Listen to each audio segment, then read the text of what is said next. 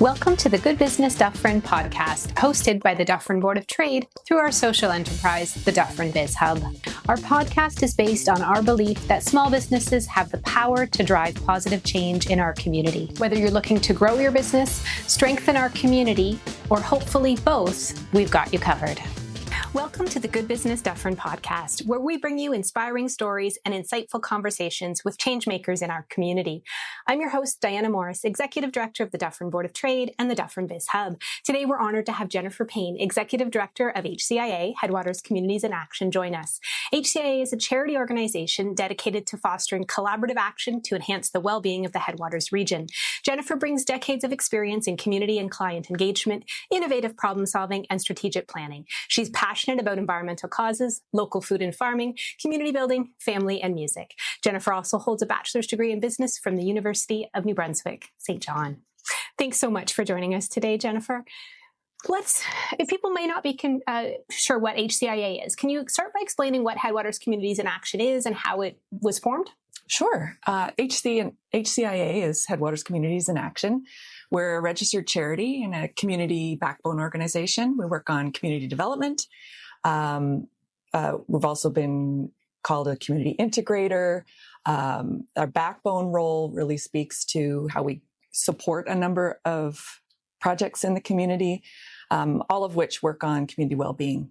So how it came to be, we've been in action since 2004. And at that time, a group of citizens got together and wanted to make life better in the Headwaters region, which in our definition is Dufferin County and Caledon. So there had been a bit of a movement toward more collaborative efforts through partners in the health system and social services. And so there was really a movement toward more collaboration, working together to try to improve services. And then the community aspect was really broadening that scope to see how regular residents could get involved and to make sure their voices were heard in local decision making. And there were also, very passionate people who were eager to celebrate the assets in our community. First started to come together over trails. So the trail system was one of the early priorities. And then we started to get into just measuring community well-being in general as a broader scope. And so HCIA was formed. It had a predecessor called the Dufferin Social Prosperity Project. Okay, I've never heard of that. Yeah, news to you. That was pre-2004? That was pre-2004, yeah. Yep. So right around that time. Then we got the name, came up with the name HCIA. And, with the help of some people who were involved with Tamarack and asset-based community development, those sorts of realms, HCIA really found its footing and got its identity. And we became a registered charity in 2009. Awesome. Yeah. So we recently, in November, celebrated 20 years in service. And then in maybe 2029, we'll have another 20th anniversary. That's perfect. That's fantastic. Mm-hmm. So you talked about measuring well-being, community well-being. How does one measure community well-being? What does that look like? Great question. So we really try to root all of our work in data and science and foundational principles. And so for community well-being, there are lots of different ways that it's defined depending on who you're talking to, what lens you're applying. In our case, we followed the Canadian Index of Well-being, which was a project out of the University of Guelph and University of Waterloo that really established sort of the baseline foundational principles, domains, metrics, measures, indicators of community well-being. So it goes beyond sort of what you think of as individual well-being and really looks at a community as a whole. So in addition to things like being healthy and having, financial security, all those basic needs met, there are also aspects of community life that make life good, right? They make it a good quality of life in a community. Yeah. So those are things like availability of your built infrastructure, natural infrastructure, social cohesion and how citizens work together.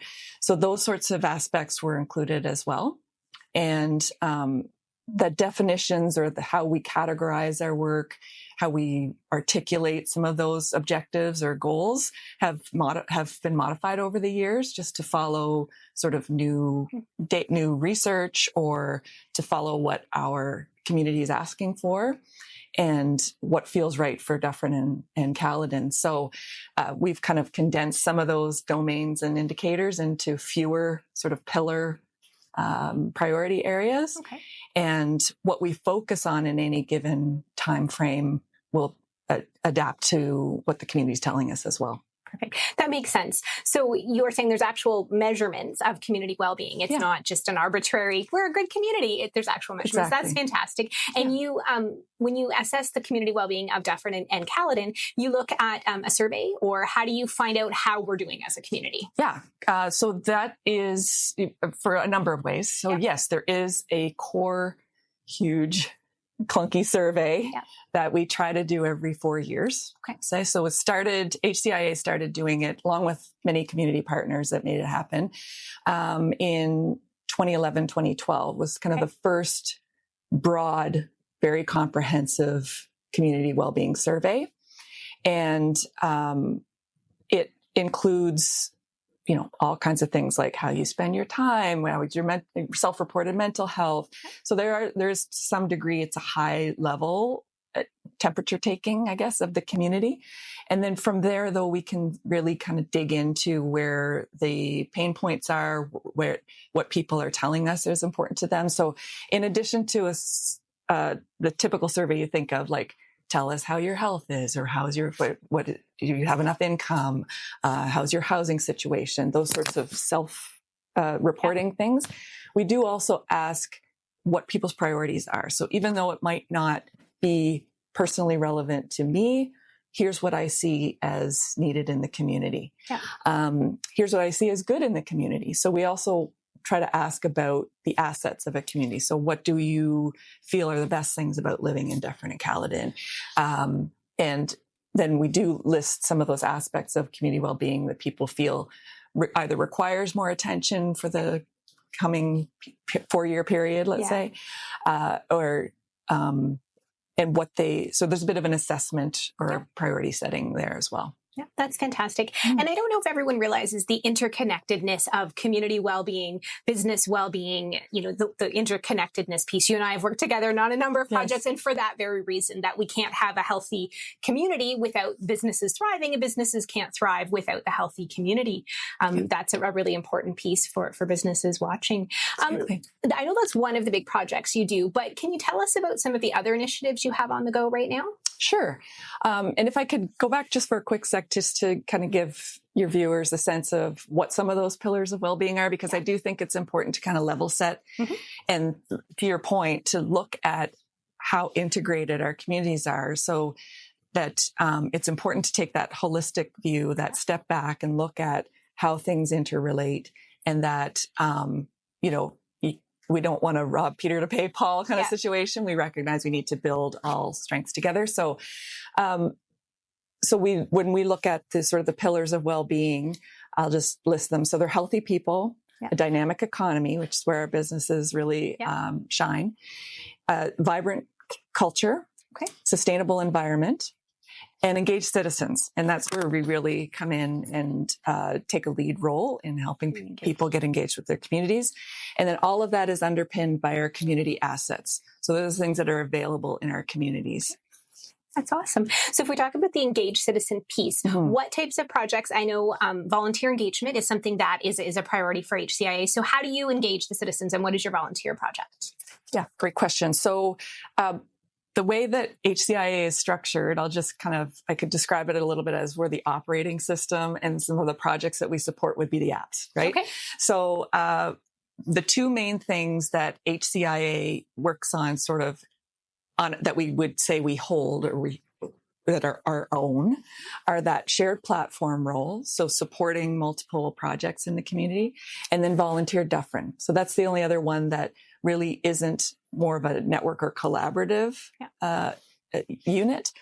So Volunteer Dufferin is it's the closest thing we have to a local volunteer center. Yeah. We don't do all of the things that are usually identified with a volunteer center, but we mainly support an online matching portal. Okay. So it's a way for volunteers to find out what opportunities are available in the community. And it's also for organizations who use volunteers to find people who are a good fit for them. So there are a number of ways that we do that. There's a back-end magic that happens that allows people to pick sort of their skills that they offer, the types of things they want to do. And now soon we'll be able to choose causes. Oh, awesome. So we're working on a background a new update to the portal. That's fantastic. That allows people to make more specific choices about their profile and how they get matched with opportunities. Okay. So if you're passionate about animals, then you can see the different community organizations that are connected in that sphere and that are looking for help. Exactly. That's fantastic. Yeah. And what about like high school hours? Can students use this tool? Absolutely. So we do have a tag in the profile tags that allows you to choose if you want to look at opportunities that are appropriate for students to get their high school hours. So yeah. That's great. Yeah. And you have a lot of organizations, local organizations using it, obviously. So that's fantastic. I love that it's almost 200.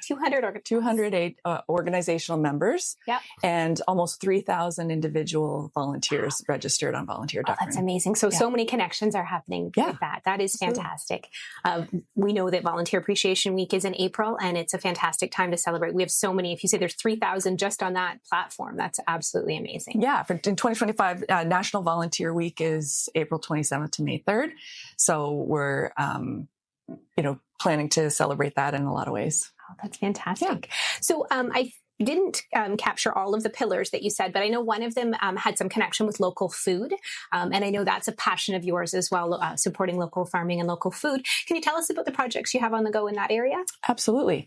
So, local food touches every aspect of the community, or food in general.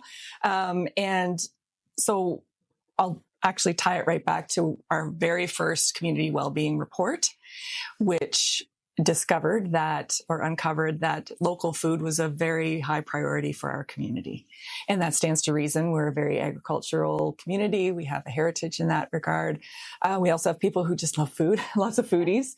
Who enjoy experimenting. We have lots of amazing restaurants, and food producers or people who prepare foods for sale or for family. And we all know that a lot of our special occasions throughout the year center around food. Family comes together around food. So food really is a nexus point for all of the aspects that make life good.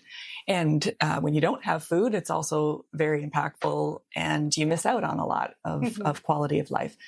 So when the first community well-being report came out and local food was identified as a very strong priority, there wasn't really a coalescing body that brought that discussion together. And so, as is our process, we help identify the priorities through that community well-being report. But then if there are already things happening in our community that address those, we inform, advise, and let people run with it. So we don't try to duplicate what's already happening. And certainly in the food piece, we have our agricultural societies and groups that support farmers, but not all farmers were involved with those, some of those groups. There was also a growing movement of local small market garden farmers. And we wanted to get all those people in a room with the foodies and also public health, our agency partners, people who were invested in good food. So we started to have additional meetings. So after the community well-being report came out, we started to convene additional community conversations specifically around food. So we brought the whole community together, cross-sector, for-profit, not-profit, government, and got several hundred people into a room for the first food summit, which happened in 2013. Yeah. And out of that food summit, it started, we had lots of different conversations going on, and it started to settle out that people were focusing or grouping around certain aspects of the food system that needed attention. And out of that, those conversations started to sort of diverge in different directions, but we've sort of tried to keep it together and just allow those different conversations to grow, but also keep some sort of coordinating body behind it. And that became Headwaters Food and Farming Alliance. HFFA. HFFA, exactly. So that's probably one of our biggest success stories of a project that came out of community voiced concerns and needs and broad community consultation. Yeah. And then multi-sectors talking through the situation and coming up with some immediate priorities, midterm and longer term, that really talked about not only the urgent and emerging need in the community, but also longer term root cause, and something that the whole community could get behind. So one of the early achievements of that group was to publish the Headwaters Food Charter. Okay. And that was a list of goals, pillars, goals, and actions that the community felt would bolster our food system. And that has all kinds of stuff in it. And it actually does echo some of the pillars of community well-being. So there are economic concerns, there are environmental concerns addressed in there, there are food access and insecurity concerns there, education, distribution, sustainable agricultural sector, all those sorts of things are included in that food chart. And that's provided a really foundational piece for a lot of decision-making and planning through the years. Oh, that's fantastic. So HFFA, the Headwaters Food and Farming Alliance, they do the food charter is amazing, but since then, they're still incredibly active. They have some really great projects, some connections with the schools. Can you tell us a little bit about that? Yeah. So from launching from the food charter, a lot of different activities and projects have come to be. One of them people will recognize as the Headwaters Farm Fresh Guide. Yep. So you'll see that published every year in the Hills magazine.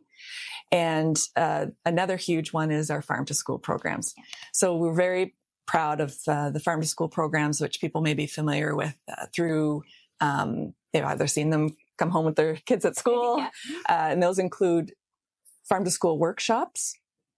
And we used to do a local food club. We now do school gardens, and we assist schools in any manner of activities that they want to do that celebrates local food. So either to get it onto their plates, into the hearts and minds of students, and we're special food days that go on. Right now, our coordinator, Rebecca Landman, is working with Boss on a granola project, which is amazing. And you should buy some. You can pick it up here at the Board of Trade if you pre-order. Sounds great. And then we do summer. We used to do summer. We've done farm to table dinners. Farm to table dinners, summer dinner series, winter dinner series at restaurants, and just trying to keep people coming out and talking about and celebrating our amazing local food system. Yeah. As a local farmer, a small scale farmer myself, I really appreciate the connectivity from farm to table, that whole system and the way that you're actively promoting it and supporting it. Yeah. And the Farm Fresh Guide, in case anyone's not familiar with it, it's a map in the hills, and it shows all the market stands, or? Well, it includes local farms with farm stands or farm stores that you can visit. Always recommend calling first, because we never know what, hours can change. And some farms don't want you just coming onto the farm. So it's always good to call first. All the local farmers markets are listed, food and beverage organizations. Okay. So not restaurants per se, but if they're craft beverage, places, and then those are all listed as well. That's fine. And it's all the farms that are that sell direct to consumers. That's fantastic. I know it's a very popular guide because we always have a few copies of it here and they go right away. Yeah, it's great. It's very popular. Yeah, it's awesome to have in your car when you're driving around in the summertime. That's fantastic. So in the pillars, I know there was a pillar about community engagement, and that also was connected to sort of a civic engagement piece. Did you want to speak to us a little bit about that? Sure. So yes, citizen engagement is core to any thriving community. And so we always encourage people to get involved, and that can happen in a number of different ways. So yes, you can go out and vote. You can get involved with a community organization by volunteering. You can just, anytime you see a survey coming around, take the survey, make sure your voice is heard. Yeah. Civic engagement is part of that, volunteering, and also, participate on a focus group or get involved with an advisory committee. There's always someone doing a survey or trying to hear from the community on a topic. All the local governments, the county, the municipalities always do community consultations when they're making big decisions and setting strategic plans. And so that's a great opportunity to come out and be with your fellow citizens as well and talk about some of those important issues and make sure that your voice is heard. Yeah. So better decisions are made when more voices are involved in contributing to those decisions. And so we just encourage people to look for opportunities wherever they find them and get out there and make your voice heard. Yeah, that's fantastic. And you're right. The more people that we talk to and anyone is making decisions, the better. And the more voices are heard. It's fantastic. That's one of the things you champion. I know I missed some of your pillars. Are there any other projects that you want to speak of that I missed in the pillars? Sure. Well, and the pillars are really our guiding principles, but, or what we try to anchor our decision-making or our guidance in.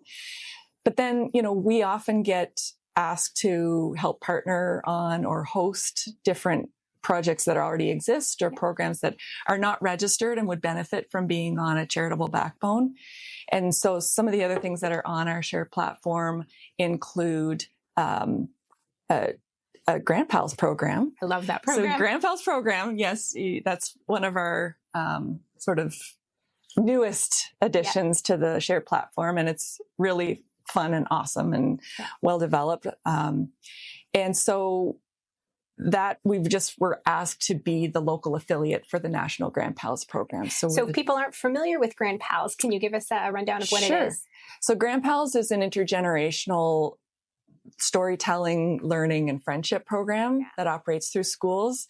And a group of Grand Pals is assigned to a class that registers for the program. And they're usually paired with about 3 or 4 students. And this could be anywhere from grades, well, any grade really, but I think they concentrate in grade 4 to 8. Okay.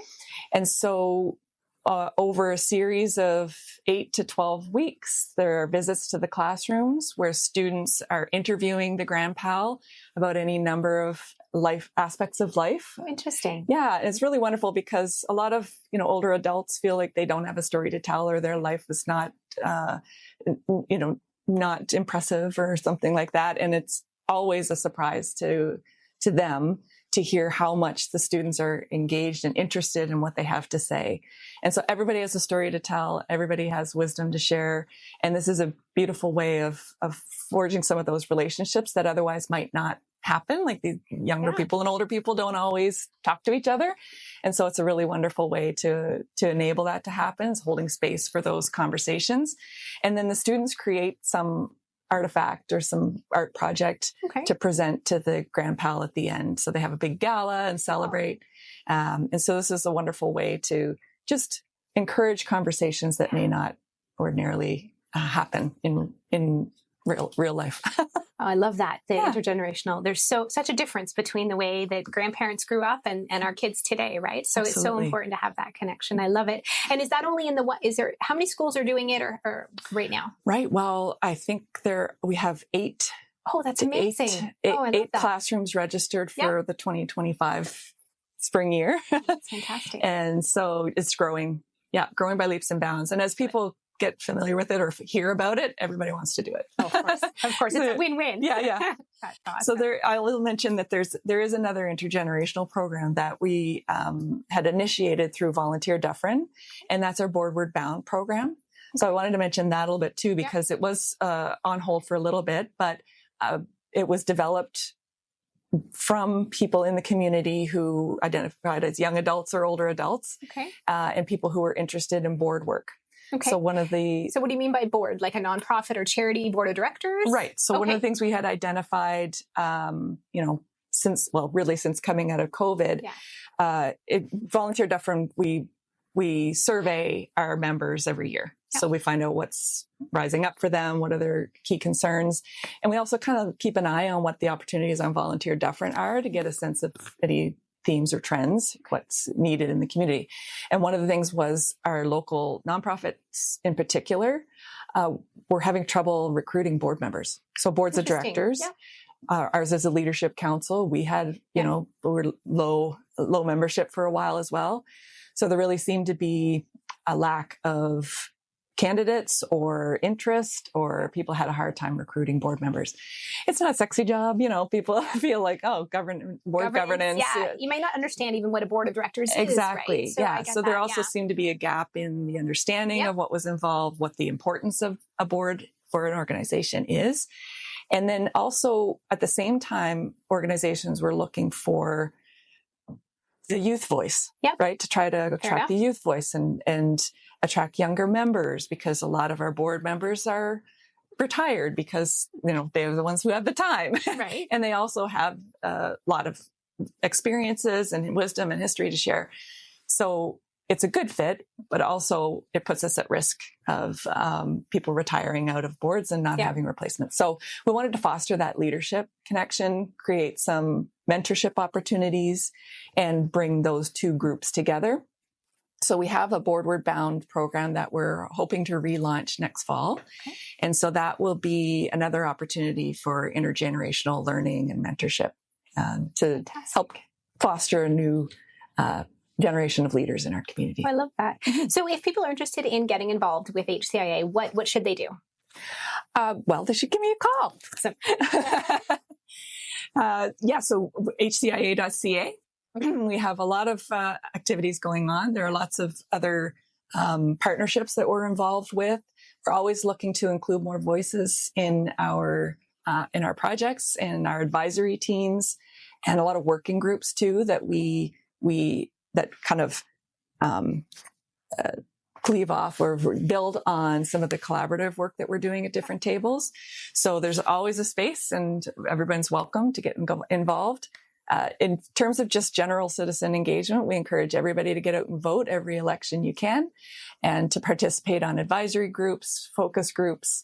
If you're interested in our own work, I'm happy to take any calls, and email me, Jennifer@headwaterscommunities.org.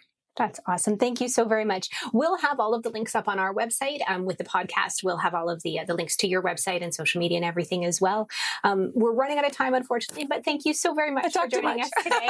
It was perfect. You are so passionate about all the wonderful things you're doing, and you have every right to be. You're doing some amazing things at HCIA. So thanks. There's so much more to talk about too. Yeah, so absolutely.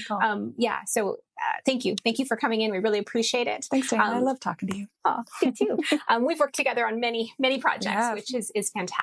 So that's the connectivity piece. I love that. But for the sake of time, we're going to, thank you for coming in, say goodbye, and have a great day. Don't forget to follow us on YouTube, like and follow our social media. And until next time, keep doing good business, because good business is good for everyone.